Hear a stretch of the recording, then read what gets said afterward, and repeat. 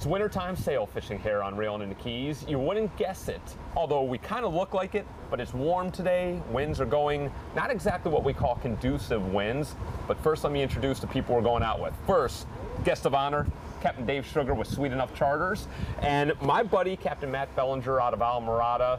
Got a little news coming in the next show or two, and that's the reason you'll see Matt pop up every once in a while. But Dave, first, very quickly, give me a little forecast for sail fishing today. Well, we're gonna have 15 knot winds out of the southeast, which is gonna probably push a lot more dolphin, which is gonna be a lot more dolphin action, and hopefully we'll get a lot of sailfish action, what we're looking for. So we get to go out with Captain Dave Schugar today, so come aboard. You get to ride along, as always.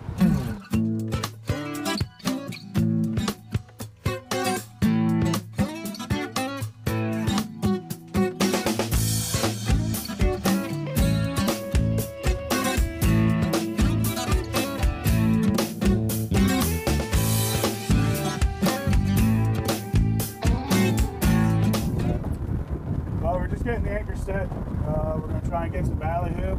The conditions aren't the greatest with this real murky water. The ballyhoo tend to stay down deeper and stay off the edge of the shallow spots.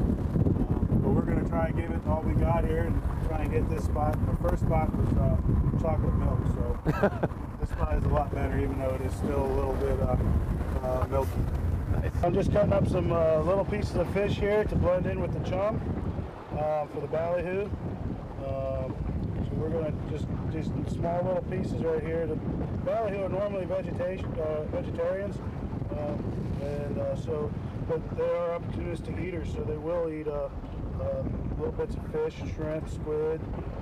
Today we're using a little bit of fish, just a little bit of the soft meat, something that they can mush in their mouth. Okay, I'll just cut it off, throw it in the water. Yeah, well, I got it as well. It's just the basic, very unintelligent question. What made you want to give all that money up in the real world and become a fisherman? Well, I didn't have any money.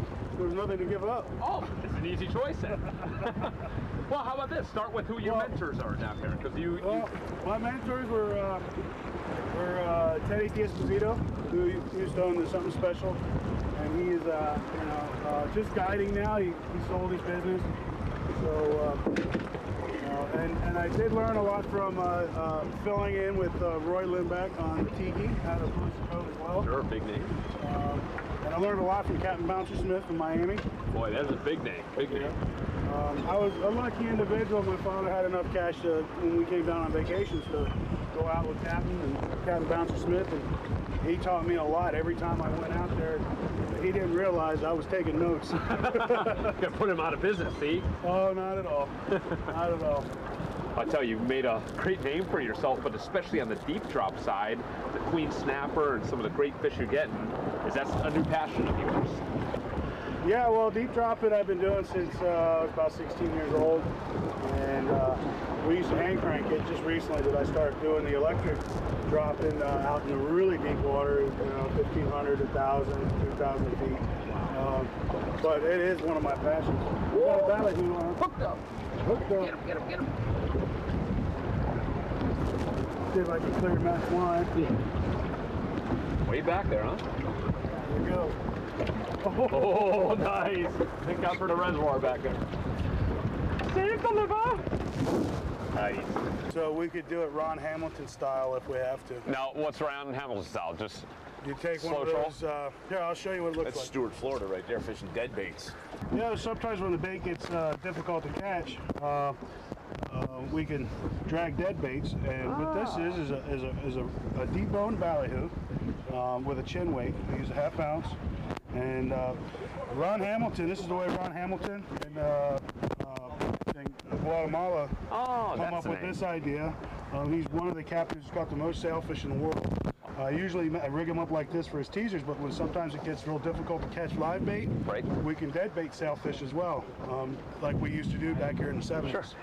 And really quickly, brining with the salt, the kosher salt, what does that actually do? Toughening it up? Yeah, well, these were frozen ballyhoo that we had froze up a month or so ago. and after we rigged them up, I threw some salt in there to kind of stiffen them back up again. They're going to be really limber once they get in the water because they don't have a backbone anymore. I removed it. That's so mean.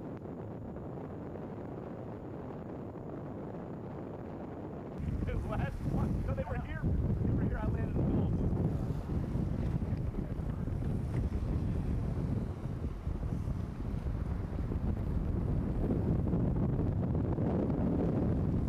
Too bad they weren't right behind the back of the boat. We would have been gone.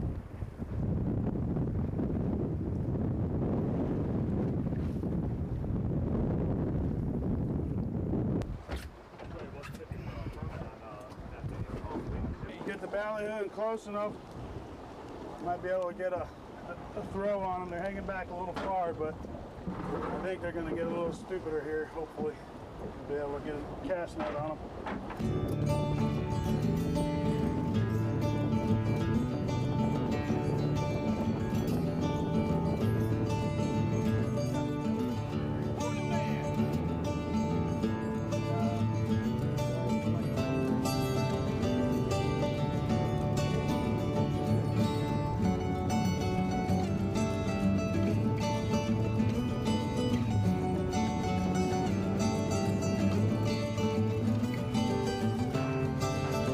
Stay tuned. More reeling in the keys with what was it, guys? Yeah. Again, explain to me. We're slow trolling the live ballyhoo. A billfish comes up or a sailfish comes up, knocks it out. Just kind of free spool it. Well, what's going to happen is sailfish is going to come up, and you're going to look back there, and before it even knocks it out of the rigger or pops the wire off the reel, you're going to see that ballyhoo start jumping up and trying to get away. When that happens, what you want to do is just freeze for a second and just wait till the sailfish grabs a rod, okay?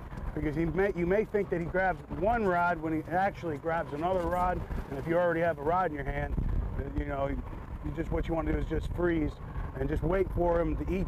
Once he eats, pick up the rod that he ate, and I want you to just feed it to him, and it's going to come off on a standard speed with him swimming away from the boat. Okay, and what you're going to do is you're going to count to about 7 Mississippi, and what you can do is lock it up and reel. You don't want to set the hook because we use circle hooks for billfish. I only have 5 fingers on one hand. One hand's busy, so how can I count to 7?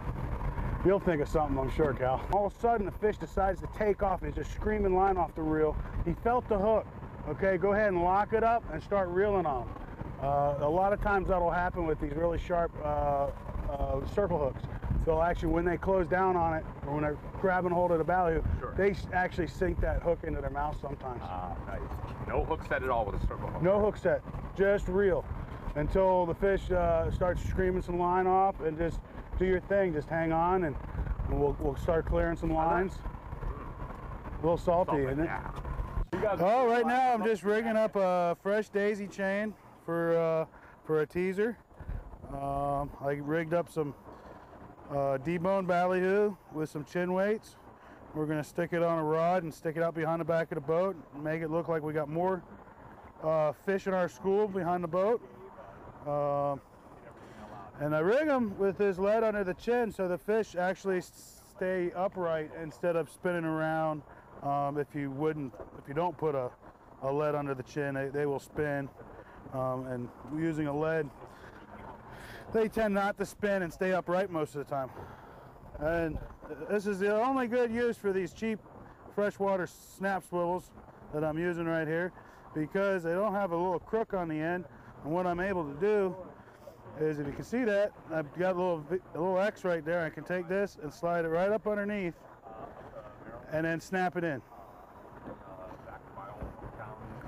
That makes it really good for a teaser. Now these are all deboned ballyhoos that I salted up the night before so they get nice and firm.